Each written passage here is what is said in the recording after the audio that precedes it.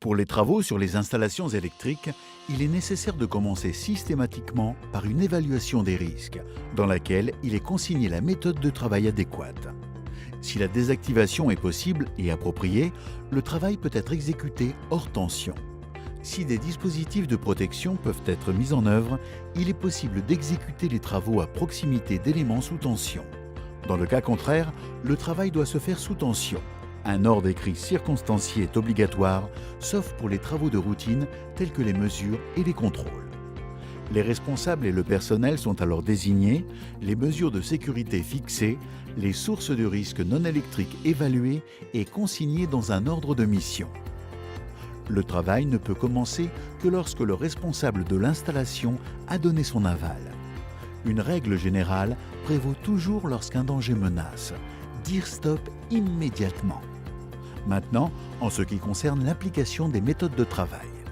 Dans le cas de travaux hors tension, la première étape consiste à préparer le travail sur place.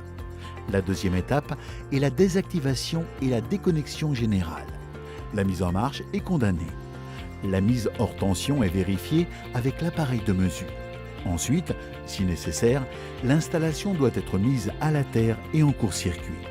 Les éléments sous tension, se trouvant à proximité, doivent être couverts ou verrouillés. Le responsable des travaux donne alors son autorisation pour l'exécution des travaux. Le travail peut ensuite être exécuté. Une fois les travaux achevés, on effectue les premiers contrôles. Puis le responsable de l'installation est informé qu'il peut procéder à la mise en marche. Le réseau peut alors être remis sous tension. Une fois les seconds contrôles réussis, le travail est réputé achevé. L'installation est remise en marche.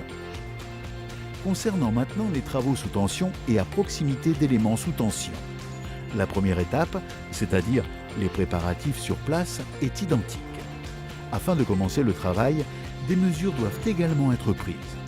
Une fois celle-ci terminée, le responsable de l'installation peut donner son autorisation pour les travaux. Le travail peut alors être exécuté. Ensuite, on procède de nouveau au contrôle. Les travaux sont alors terminés et l'installation est de nouveau en état de fonctionnement.